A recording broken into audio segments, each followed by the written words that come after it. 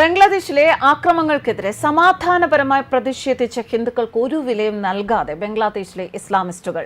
ബംഗ്ലാദേശിൽ സംഘർഷങ്ങൾ തുടരുകയാണ്. ഇതിനിടെ 3 ഹിന്ദു ക്ഷേത്രങ്ങൾ കൂടി തകർത്താണ് അക്രമികൾ അഴിഞ്ഞാടുന്നത്.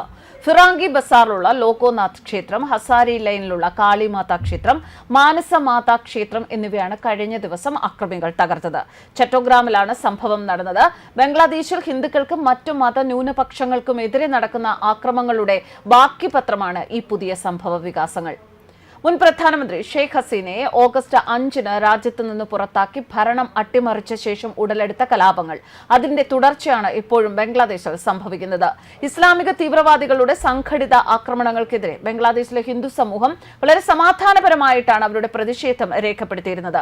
അതിനെ തുടർന്നാണ് വീണ്ടും സംഘർഷങ്ങൾ പൊട്ടിപ്പുറപ്പെട്ടത് എന്നാണ് വിവരങ്ങൾ. ബംഗ്ലാദേശിലെ ന്യൂനപക്ഷങ്ങളുടെ അവകാശങ്ങൾ സംരക്ഷിക്കണമെന്നും ബംഗ്ലാദേശിലെ ആരാധനാലയങ്ങൾക്കും സ്വത്തിനും വീടിനും ജീവനും സുരക്ഷ ഒരുക്കണമെന്നും ആവശ്യപ്പെട്ട് ഹൈന്ദവ നേതാക്കൾ പ്രതിഷേധങ്ങൾക്ക് നേതൃത്വം നൽകി. അത്തരത്തിൽ പ്രതിഷേധിച്ച ഹൈന്ദവ നേതാവും ഇസ്കോൺ സന്യാസിയുമായ ചിന്മയ് കൃഷ്ണദാസിനെ ഭരണകൂടം അറസ്റ്റ് ചെയ്ത് ജയിലിലടയ്ക്കുകയും ചെയ്തിരുന്നു. ഈ സംഭവത്തിൽ ഇന്ത്യ ആശങ്കയും രേഖപ്പെടുത്തി.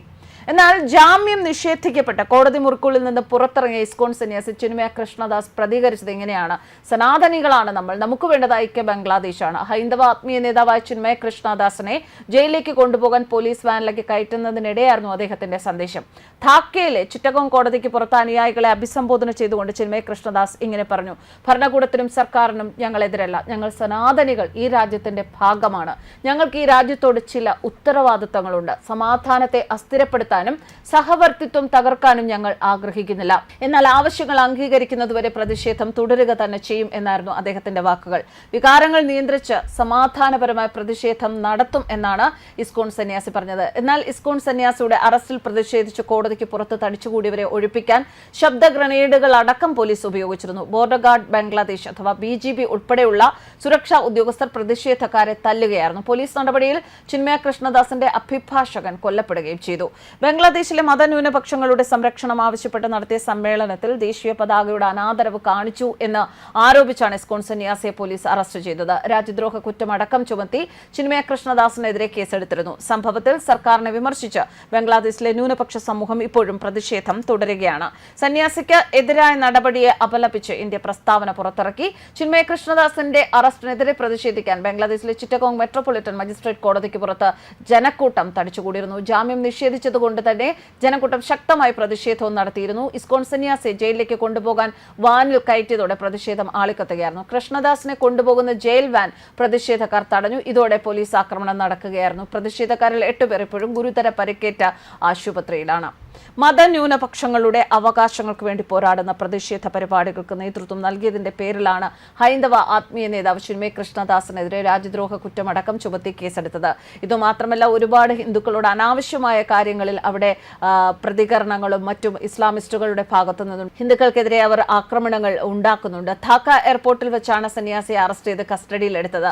രാജ്യദ്രോഹ കുറ്റം ശരിവെച്ച കോടതി ഹിന്ദു സന്യാസിയുടെ ജാമ്യാപേക്ഷ തള്ളിയത് രാജ്യത്തെ ഹിന്ദുക്കളെ നിരാശയിലാക്കിയിട്ടുണ്ട്. ഹിന്ദുക്കൾ രാജ്യത്ത് നേരിടുന്ന അതിക്രമങ്ങളും വിവേചനങ്ങളും വർദ്ധിച്ചു വരികയാണ്. സംഭവത്തിൽ ബംഗ്ലാദേശ് സർക്കാരിന്റെ നടപടികളെ അപലപിച്ച് ഇന്ത്യയുടെ വിദേശകാര്യ മന്ത്രാലയം പ്രസ്താവന ഇറക്കിയിരുന്നു. ബംഗ്ലാദേശിലെ 170 ദശലക്ഷം ജനങ്ങളിൽ 8% ഹിന്ദുക്കളാണ്. മുൻ പ്രധാനമന്ത്രി ഷെയ്ഖ് ഹസീനെ പുറത്താക്കിയതിനു ശേഷം മുഹമ്മദ് യൂനുസിന്റെ നേതൃത്വത്തിലുള്ള സൈനിക പിന്തുണയുള്ള ഇടക്കാല സർക്കാർ ന്യൂനപക്ഷങ്ങൾക്കെതിരെ അതിക്രമങ്ങൾ നേരിടാൻ കഴിയാത്തതിന്റെ പേരിൽ വിമർശനങ്ങൾ നേരിടുന്നുണ്ട്.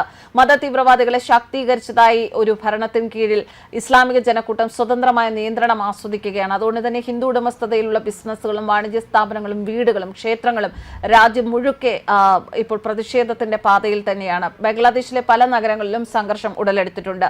മനുഷ്യാവകാശ ലംഘനങ്ങൾ ഉയർത്തിക്കാട്ടുന്നതിനായി ഹിന്ദു ന്യൂനപക്ഷങ്ങൾക്ക് സംഘടിക്കാനും അവരുടെ അവകാശം വിനിയോഗിക്കാനും സാധിക്കില്ല എന്ന് ഉറപ്പാക്കാനാണ് രാജ്യദ്രോഹ കേസ് ഫയൽ ചെയ്തിരിക്കുന്നത്.